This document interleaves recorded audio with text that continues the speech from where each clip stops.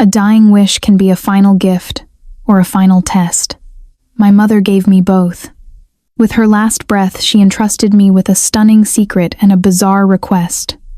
A request that would save me from ruin. The antiseptic smell of the hospital was cold and suffocating. My mother lay on the stark white bed, her frail body almost lost in the sheets. Her skin was sallow, and her once bright eyes were sunken and tired. The steady beep of the heart monitor seemed to count down our final moments together. I clutched her thin, bony hand, trying to share some of my warmth, but I only felt a coldness spreading. "Clara," she whispered, her voice weak and broken. "Come closer." I leaned in, my ear next to her lips. "I'm here, Mama. I'm listening." She looked at me with a mixture of love and anguish, her eyes darting toward the door as if she feared being overheard. "Listen carefully. This is for you alone. You must not tell your husband's family. Do you understand?" I nodded quickly, swallowing the lump in my throat. My father died long ago, and my mother had worked tirelessly to raise me. This townhouse, our home, was the fruit of her lifelong effort. Seeing her fade before my eyes was an agony beyond words. "I don't have much time," she continued, each word a struggle. "I know you are kind and trusting, but the world is complicated, Clara. People are not always what they seem, especially when money is involved." She paused, taking a breath. "Besides this house, I have something else to leave you. A dowry, to protect you when I'm gone." I stared, confused. I had always thought we were a family of modest means. Reading my expression, she whispered a secret that struck me dumb. "I have 18 luxury apartments in Paris, all in my name." I was frozen. 18 apartments? It was beyond my wildest imagination. How could she have such a fortune without my knowing? "It was inheritance from your grandparents," she explained. "They bought land on the outskirts of the city when it was cheap. Years later, when the city expanded, I sold the land and bought the apartments, one by one. I never told anyone, not even you, because I wanted you to have a normal, peaceful life." Her gaze became deadly serious. "But now I must tell you, because I worry for you. The deeds and bank books are in the old safe under my bed. The combination is your birthday. You must remember my warning. Do not let your husband's family know about this. Not one word." She looked at me, pleading. "I don't wish ill on anyone, but I have seen more of life than you. Your husband's family is not simple. Your mother-in-law, Helena, is a formidable woman. Your brother-in-law, Stefan, is lazy and calculating. And your husband, Lars, is a good man, but he is weak. He has no backbone and only listens to his mother and brother. I'm afraid that when I'm gone, they will try to take everything from you." Her words were like needles in my heart. I had always found my in-laws a bit calculating, but I never thought of them as malicious. Still, I trusted my mother's judgment. "I will remember, Mama. I won't tell anyone," I promised, my voice choked with emotion. She gave me a faint, weary smile. "Live a happy life, my daughter. Use that wealth to be free, to do what you love, and to help those in need. Consider it a final good deed for me." Her voice faded to a whisper and then fell silent. The hand in mine went limp. The heart monitor blared a long, flat tone. My mother was gone. I collapsed onto the bed, a wave of grief, and the weight of an immense secret crashing down on me all at once. My peaceful life had just ended. I don't know how long I sat there, numb, until the door opened and my husband, Lars, rushed in. "Clara, how is she?" he asked, his face a mask of alarm. I just shook my head, fresh tears falling. He understood and put a mechanical arm around my shoulders. "I'm sorry, I'm late. There was an emergency meeting at work. You must be strong now, for the funeral arrangements." His words felt hollow and distant. He seemed more concerned with logistics than with the pain I was feeling. I gently pushed him away. "She's just passed." "I know. I'm so sorry," he said, his eyes avoiding mine. "We need to handle the paperwork to bring her home. I've already called Stefan and my mother. They're on their way. Don't worry. My family and I will take care of everything." My family. The words sounded bitter in my ears. The family my mother had just warned me about.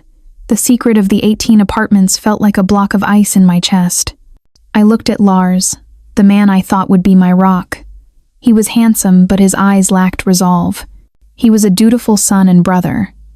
But he had never truly been a husband who would stand up for his wife. A short while later, my mother-in-law Helena and brother-in-law Stefan arrived. Helena swept into the room, glanced at my mother's body, and began to weep theatrically. "Oh, my dear friend, why did you have to leave so suddenly? Don't you worry, Clara, my dear. From now on, I will be your mother. I will love you like my own." She hugged me, but her embrace felt false. Stefan stood by, his expression somber, but his eyes darted around the room as if assessing its value.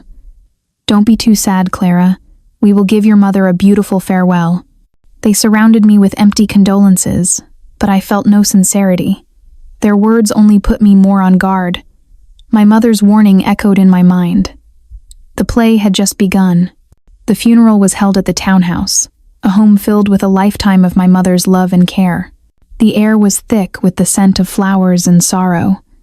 Friends and family came to pay their respects, their condolences deepening my grief. Helena played the part of the perfect mother-in-law, bustling around, greeting guests, and arranging food. Stefan stood by the door with a solemn face, while Lars hovered near me, offering water and quiet reminders to eat. To any outsider, I was blessed with a wonderfully supportive family. Only I knew the truth behind their performance. They never mentioned anything about property during the wake. That silence was more unnerving than any question. I knew they were just waiting for the right moment. That moment came the evening after the burial. The last of the guests had gone, and the large house felt cold and empty. I just wanted to be alone with my mother's photograph, but as I stood to leave, Helena spoke. "Clara, sit down for a moment. We need to talk." Her voice was gentle, but it held a tone of command. I reluctantly Saturday Lars and Stefan immediately took seats on either side of me, boxing me in. My instincts screamed that the storm had arrived.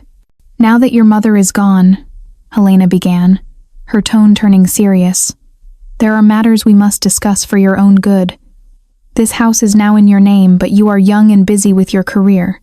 It's too much for you to manage alone." Stefan chimed in smoothly. "Exactly.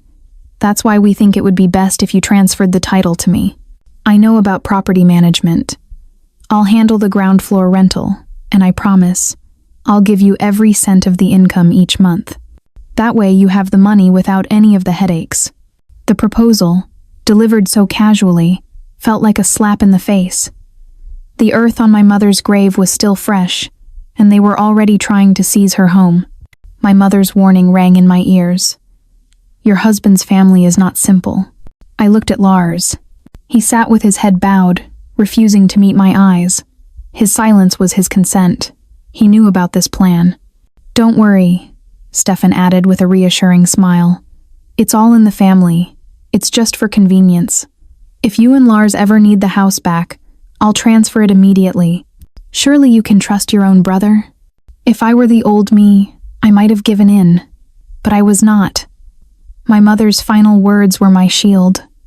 I knew that if I agreed, I would lose everything.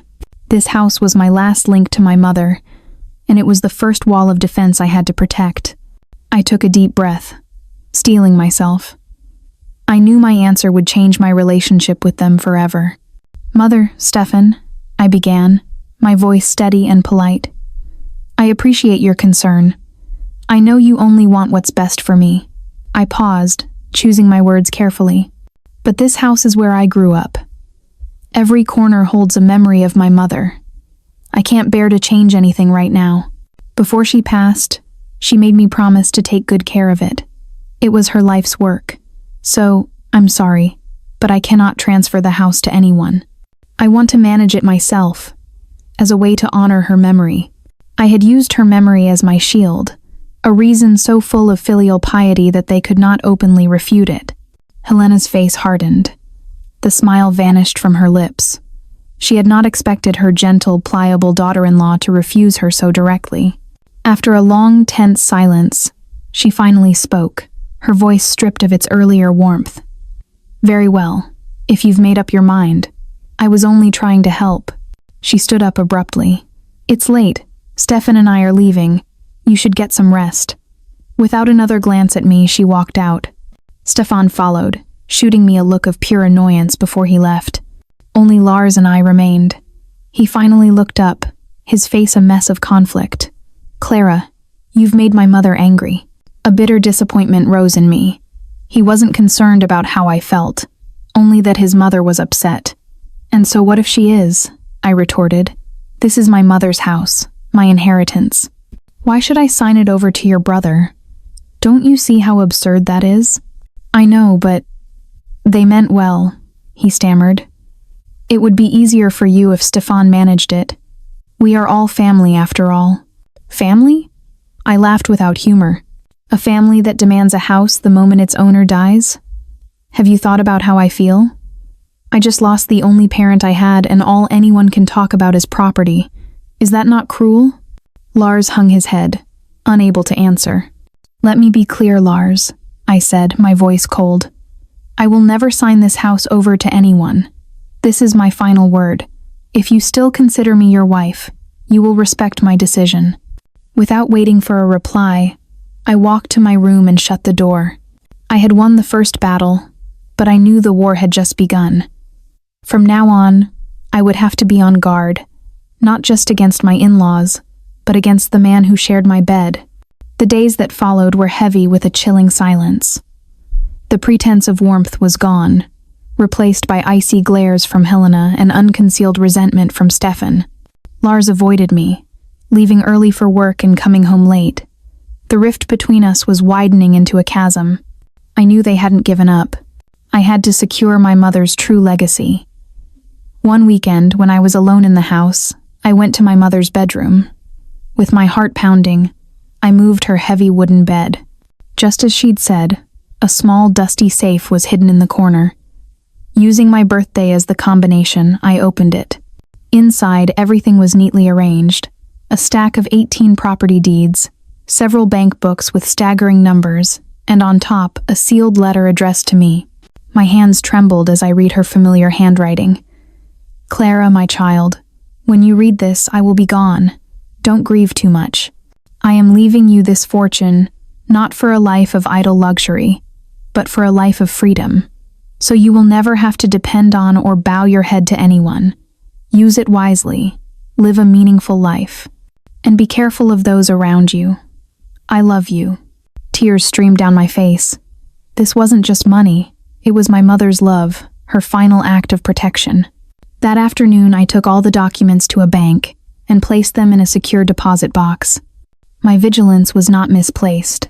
I started noticing small things. A hair I'd placed on a drawer would be gone when I returned from work. I once came home early and found Helena in my mother's room, her hand on a wardrobe handle. Oh, I was just looking for some old clothes to donate, she said, startled. I smiled, but my blood ran cold. They were searching. Their greed was far greater than I had imagined. After a period of Cold War yielded no results, they changed tactics. This time, the attack was disguised as a golden opportunity, and Stefan was its herald. One evening, he arrived with a basket of fruit and an unusually friendly smile.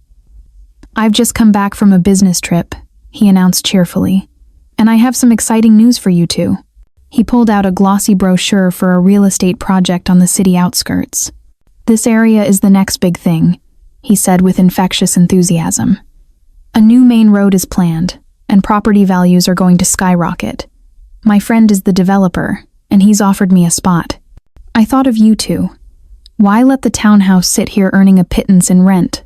Lars's eyes lit up at the mention of getting rich. It sounds great, but it must require a lot of capital, he said. That's the best part, Stefan said, turning to me with a meaningful look. We're family, so I've got us a special deal. All you need to do is mortgage the townhouse for a 500,000 euro investment. In 1 year, you'll easily get that back, plus a hefty profit. It's a sure thing. The trap was perfectly laid. They were no longer demanding the house directly. They were luring me into using it as bait.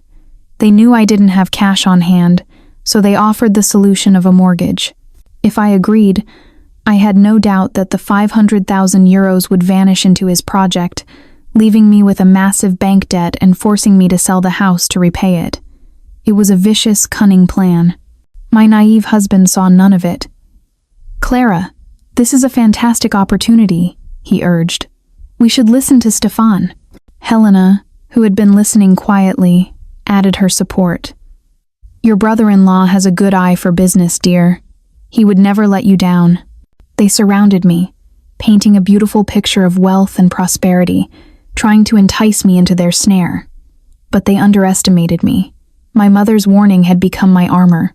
I looked at the hopeful, greedy faces before me and knew I could no longer delay. I set my cup down with a soft click that cut through their anticipation.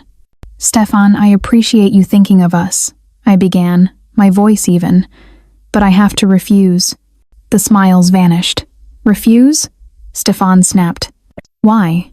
Don't you see this is a golden opportunity?" "My mother always taught me to be cautious," I explained calmly. "And more importantly, this house is a sacred memento. I promised myself I would never risk it for any reason. Money can be earned again, but a promise to the departed cannot be taken back. I hope you can understand." My shield of filial piety once again infuriated them. This time their greed was too great to be contained.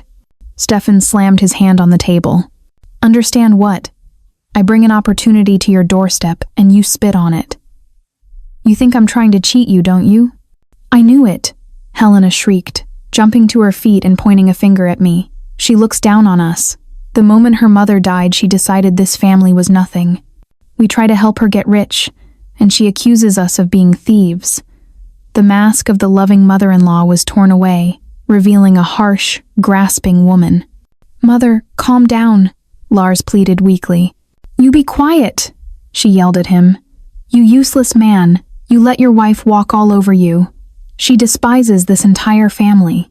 They hurled insults at me, their words like stones. Their true natures were laid bare, stripped of all pretense by their frustrated greed. I sat in silence, absorbing the barrage. Arguing was pointless. They didn't want reason, they wanted my money. When they didn't get it, they were ready to discard all semblance of decency. Finally, after exhausting their anger, Helena stood up in disgust. "Let's go, Stefan. I can't stand to be in this house another minute." The door slammed shut, leaving a devastating silence in its wake. The conflict had finally erupted, and nothing would ever be the same. Lars stood frozen in the middle of the living room, a picture of helpless confusion. After a long, painful silence, he finally spoke, not with comfort, but with blame. "Why did you have to do that, Clara? Couldn't you have been more diplomatic? You had to make them angry." A bitter smile touched my lips. "What should I have done, Lars? Agreed to mortgage my mother's home for a project I don't trust? Have you once considered my feelings? Your mother and brother just verbally assaulted me in my own home, and all you worry about is their anger. What about your wife?" He hung his head. His silence was the only answer he had. "You are my husband," I continued, my voice trembling with disappointment. "You should have been the one to protect me. Instead, you stood by and watched." "I was trapped in the middle," he cried out, his voice full of self-pity. "What was I supposed to do? I just want peace in the family." "The peace you want is built on my sacrifice, isn't it?" I countered. "I am supposed to give up everything that is mine just so you don't have to be uncomfortable." Then, he uttered the words that extinguished the last spark of hope I had for our marriage. "Clara, maybe you should reconsider. Is money really worth all this drama? I trust Stefan. Just give him the money to make Mother happy. I promise I'll work hard to make it up to you." I stared at him, stunned. He wasn't just failing to defend me, he was actively lobbying for their side. He was willing to sacrifice my inheritance, my security, for his own peace of mind. I didn't say another word. I simply stood up and walked to my room. My love for him had died in that moment, completely and irrevocably. This marriage was over. A few days later, I came home from work to find Helena and Stefan sitting smugly on my sofa. With them was a sharp-looking man in a suit, whom Stefan introduced as Mr. Bernard, his good friend and a prominent lawyer. My heart sank. They were escalating from emotional pressure to legal intimidation. "Hello, Clara," the lawyer said coolly. "I've been invited here to clarify some matters regarding the inheritance of this property." "I don't believe there's anything to clarify," I said, trying to keep my voice from shaking. "The house was my mother's, and I am her sole legal heir." "It's not that simple, my dear," Helena chimed in sweetly. "You see, before she passed, your mother told all of us that she intended for this house to go to you and Lars as a foundation for your family. They were brazenly inventing a promise that never existed. I was about to protest when the lawyer held up a hand. "Let's remain calm. To resolve this, I will need to see the property certificate of title." They were trying to corner me, thinking that faced with legal jargon, I would crumble. And in that moment, a dreadful question formed in my mind. Where is Lars? And who let these people into my house? Just then, the door to our bedroom creaked open, and Lars emerged. He was in his home attire, looking as if he'd just showered. He had been home the entire time. The look of guilt and panic on his face when he saw me was all the confirmation I needed. My own husband had opened the door and let the wolves in. "Lars," I said, my voice dangerously quiet, "you let them in, didn't you?" I'm sorry," he stammered. "Mother called this morning. She was crying. She said she just wanted a legal expert to help us talk things through peacefully." "Peacefully?" I repeated, the word tasting like poison. "You call secretly letting people into my home to pressure me peaceful?" The depth of his betrayal was staggering. He wasn't just weak. He was a coward who would sell me out to avoid a difficult conversation with his mother. I turned away from him, my heart turning to ice. I looked at the lawyer. "Very well. You want to talk about the law? Let's talk about the law. The property deeds are not here. They are in a secure location. But I can tell you that the only name on them is my mother's, and I am her only child. So tell me, Mr. Bernard, according to the laws of this country, who owns this house?" The lawyer, a professional caught in a distasteful family drama, cleared his throat. Under the civil code, he stated plainly, inheritance law is quite clear. The primary heirs are the spouse, children, and parents of the deceased. As your mother was a widow and you are her only child, you are the sole legal heir to her entire estate. This is considered your private property, acquired through inheritance. Your husband, Mr. Lars, has no legal claim to it unless you voluntarily choose to grant him one. The faces of Helena and Stefan turned pale, then purple with rage. "What kind of lawyer are you?" Stefan shouted. "I brought you here to get justice, not to spout some legal nonsense." "Sir, I can only state the law as it is," Mr. Bernard replied stiffly, packing his briefcase. He knew a losing case when he saw one. "Frankly, your chances of winning this in court are zero." He gave me a brief, apologetic nod and quickly departed. Their legal gambit had failed spectacularly. I stood tall, no longer afraid. The law was on my side. The lawyer's departure opened the floodgates of their fury. "You think a few laws can stop me?" Stefan snarled, sweeping a vase off the table, shattering it on the floor. He then spun around and pointed a trembling finger at Lars. "I don't need a lawyer. I have a witness. Your own husband will testify in court that he heard my mother-in-law promise the house to both of you. Let's see who the judge believes then, a greedy daughter or her loving husband." The world tilted on its axis. I stared at Lars, horrified. They were planning to make him commit perjury, a crime that could send him to prison, all for a house. "Lars?" I whispered, praying he would deny it, that he would finally stand up to them. He stood there, pale and trembling, trapped between his family's demands and my pleading eyes. He looked at me for a split second, then quickly looked away. He didn't nod, but he didn't shake his head either. His silence was his answer. He would do it. That was the final, fatal blow. Any lingering affection I had for him evaporated, replaced by cold disgust. But just as I thought they had reached the depths of their depravity, Helena, in a final crazed outburst, screamed the words that changed everything. "You think this is just about this rotten house? We know everything. Don't pretend you're poor. We know about the 18 apartments, 18 luxury apartments in Paris. Your mother was a sly fox hiding her fortune, and now you want to keep it all for yourself. The air was sucked from my lungs. My secret, my mother's ultimate protection, was out. How? How could they possibly know? We had you investigated, Stefan sneered, seeing my shock. Did you really think we were that stupid? I finally understood. The house, the investment scheme, the lawyer, it was all a prelude. Their true target was always the bigger prize. I'll tell you what's going to happen, Helena declared, her eyes gleaming with greed. Half of that fortune, 9 of those apartments, belongs to this family.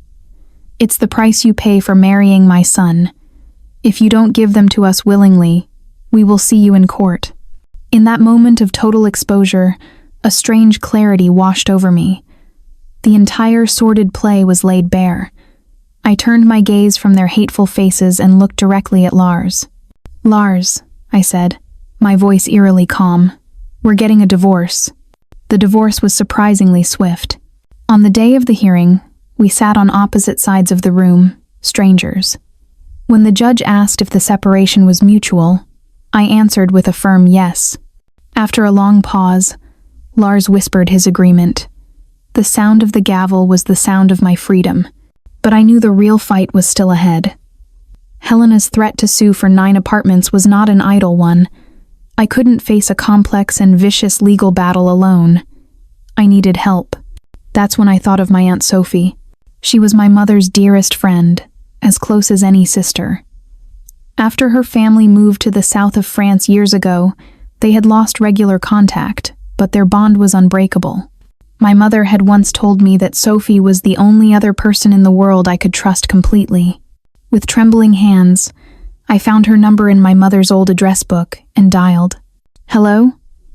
A warm, familiar voice answered. Aunt Sophie? I asked, my voice cracking. It's Clara, Isabel's daughter. There was a stunned silence, then a cry of joy. Clara, my dear girl, how are you? How is your mother? The question broke me. Sobbing, I told her that my mother had passed away. Sophie wept with me over the phone, sharing my grief. When we had both calmed down, she gently asked about my life. A woman's intuition told her something was wrong. Spurred by her kindness, I poured out the entire story, the secret inheritance, my mother's warning, the greed of my in-laws, Lars's betrayal, and the impending lawsuit. Sophie listened without interruption. When I finished, she was silent for a long moment. Then, her voice returned, no longer gentle but forged with steel. Clara, you are not to worry. Your mother was wise to be cautious. Those people are vultures. You did the right thing. I am booking a flight to Paris tomorrow. We will face this together. I will not let anyone steal what your mother worked her entire life to leave for you. For the first time since my mother's death, I didn't feel alone. True to her word, Sophie arrived the next day. She was as I remembered her, elegant, with a kind face and sharp, intelligent eyes. She held me in a long, motherly embrace. After hearing all the details, she calmly took charge. First, we need a truly excellent lawyer. Sophie seemed to know everyone. A few phone calls later, we had an appointment with Mr. Dubois, one of the city's top inheritance lawyers. He listened to my story and reviewed the documents I'd brought from the bank vault. Mademoiselle Clara, you can rest assured, he said with a confident smile. Legally, your position is ironclad. This is your private, inherited property. Their claim has no legal basis whatsoever. Our task will be to dismantle their lies with irrefutable proof. Under his and Sophie's guidance, I began to organize my defenses. We reviewed rental agreements, consolidated finances into a single, transparent account under my name, and even contacted long-term tenants who could testify they had never met or dealt with Lars. Step by step, my fear was replaced by a clear, actionable plan. With my aunt by my side and a brilliant lawyer in my corner, I was ready for the final battle. The court summons arrived, just as expected. My ex-husband and his family were suing me, claiming that half of my inheritance was the result of Lars's financial contributions and brilliant investment advice to my mother. The lies were so audacious they were almost comical. On the day of the trial, I walked into the courtroom feeling calm and resolute. Sophie and Mr. Dubois were with me. Across the aisle, my ex-family sat with their own lawyer. Lars looked thin and haunted, and he refused to meet my gaze. Their lawyer began by painting a touching portrait of Lars as a devoted son-in-law who had poured his life savings and business acumen into helping my mother build her fortune. Helena and Stefan followed with tearful, perjured testimonies about my mother's supposed gratitude and verbal promises. Then, Lars took the stand. In a weak, trembling voice, he repeated the lies he had been coached to tell. Each word he spoke made him seem smaller and more pathetic. When it was Mr. Dubois' turn to cross-examine, the entire charade fell apart. "Mr. Lars," he began politely, "you claim to have given your mother-in-law large sums of cash. Can you provide the specific dates and amounts?" I don't remember exactly," Lars stammered. "We were family, so I just gave her the cash." "You don't remember amounts potentially in the hundreds of thousands of euros?" Mr. Dubois pressed. "Do you have a single withdrawal slip, a receipt, anything?" "No." Mr. Dubois then presented sworn affidavits from 15 of the 18 tenants, all stating they had never seen or even heard of Lars. He produced years of my and my mother's bank records, showing no large cash deposits or any financial trail from Lars. One by one, every lie was exposed by cold, hard facts. When I took the stand, I simply told the truth, supported by my mother's letter and a mountain of legal and financial documents. After a short recess, the judge returned with the verdict. He dismissed the lawsuit in its entirety, reaffirming that all 19 properties were my sole and legal property. But he didn't stop there. Furthermore, the judge announced, his voice stern, "This court finds that Mr. Lars, Mrs. Helena, and Mr. Stefan have engaged in providing false evidence and perjured testimony. For this, the court imposes significant financial penalties on Mrs. Helena and Mr. Stefan. As for Mr. Lars, his act of perjury as a plaintiff in a civil suit constitutes a potential criminal offense.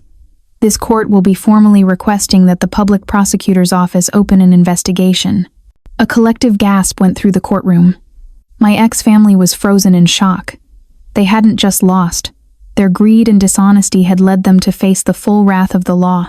As I walked out of the courthouse into the bright afternoon sun, tears of relief streamed down my face. I looked up at the sky and whispered, "It's over, Mama. It's all over." I never heard from my ex-family again, though I heard through mutual acquaintances that they had to sell their home to pay the court-imposed fines. Lars avoided prison but received a suspended sentence, a permanent stain on his record. They paid a steep price for their boundless greed. My life, however, was just beginning. With Sophie's help, I founded a small property management company to professionally handle my mother's assets. The work gave me a sense of purpose and confidence. I was no longer a dependent girl but a strong, independent woman. Most importantly, I fulfilled my mother's final wish. I established the Isabel Foundation, a scholarship fund that uses a portion of the rental income to help underprivileged students. At the first awards ceremony, as I looked out at the bright, hopeful faces of the recipients, I felt a profound joy that no amount of money could ever buy. I knew my mother would be proud. Sophie decided to stay in Paris with me. The big townhouse, once a place of sorrow and conflict, is now filled with laughter and the warmth of true family. My mother's secret, once a terrible burden, had become the catalyst for my transformation. It taught me that the true value of an inheritance isn't in what you are given, but in what you choose to do with it. I had protected my mother's legacy, and in doing so, I had finally found my own.